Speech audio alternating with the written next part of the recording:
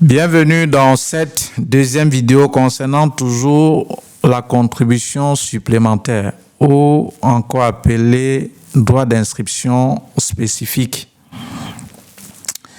que désormais les Camerounais qui aimeraient poursuivre leurs études en Belgique doivent payer, puisqu'il y avait certains pays qui étaient exemptés de cette contribution supplémentaire. Mais en février 2025, le Cameroun a été enlevé de cette liste de ces personnes-là qui ne devraient pas payer cette contribution supplémentaire parce qu'ils ont l'ONU a considéré le Cameroun comme pays développé.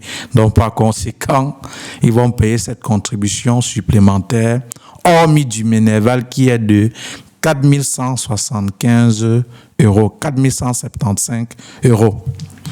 À qui s'adresse cette vidéo?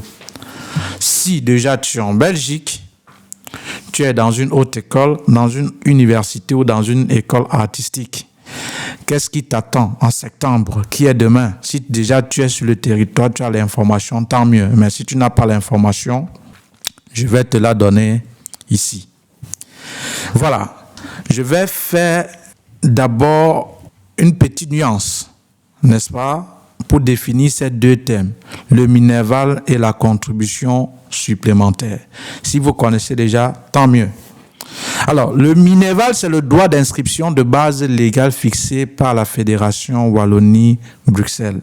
Et en Belgique, elle varie entre 175 euros et 835 euros en fonction du type de cursus.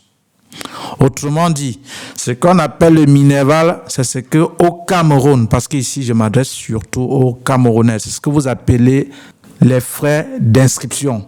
Les frais d'inscription, c'est ce qu'on appelle en Belgique le Minerval. Donc frais d'inscription, que vous appelez frais d'inscription au Cameroun, c'est synonyme au Minerval. Pareil que ce que vous appelez baccalauréat au Cameroun, c'est-à-dire le diplôme que vous obtenez à la fin de vos études secondaires, c'est appelé le CES en Belgique. Donc, le bac est l'équivalent du CES.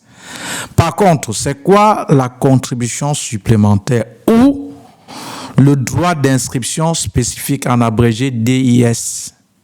C'est le montant ajouté au Minerval et qui est exigé aux étudiants hors Union européenne.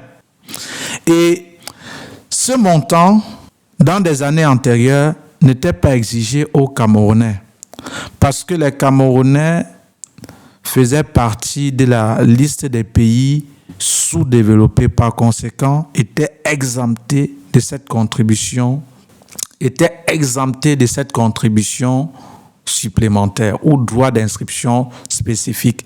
Mais en février 2025, cette liste a été modifiée, parmi lesquels 2 pays qui n'étaient pas concernés.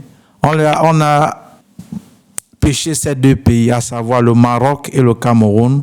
Et on a dit non, ils ne sont plus des pays, l'ONU a considéré que ce ne sont pas des pays sous-développés, ce sont des pays développés. Donc, par conséquent, on doit appliquer ce droit de contribution supplémentaire. Ce droit d'inscription spécifique ou cette contribution supplémentaire. Donc, je vais peut-être en description de la vidéo, pour ceux qui veulent, vous donner la liste des pays qui sont exemptés de cette contribution supplémentaire. Voilà.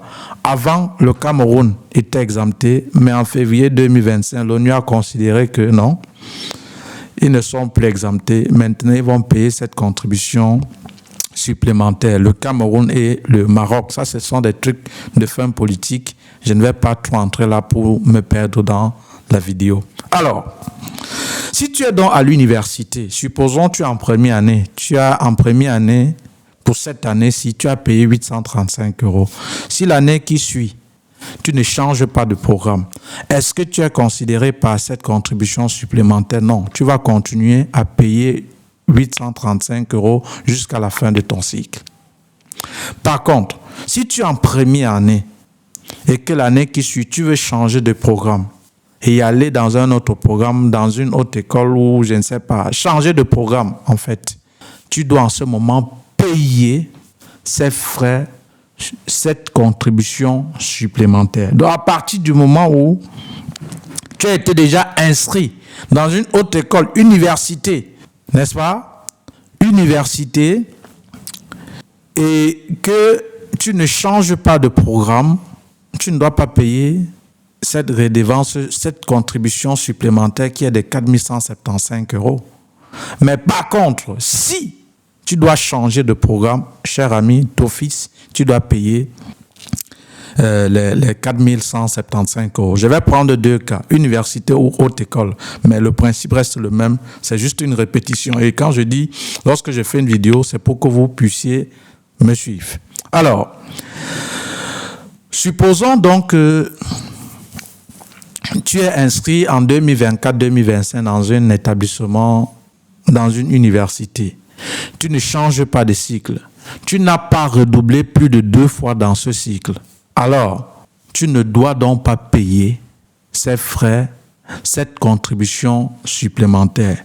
Je recommence. Si tu es inscrit dans une université ou une haute école, si tu étais déjà inscrit dans une université ou dans une haute école, si tu ne changes pas de cycle, donc tu restes dans le même cycle, l'année prochaine tu veux rester dans le même cycle, si tu n'as pas redoublé 2 fois dans ce cycle, alors tu es exempté de cette contribution supplémentaire.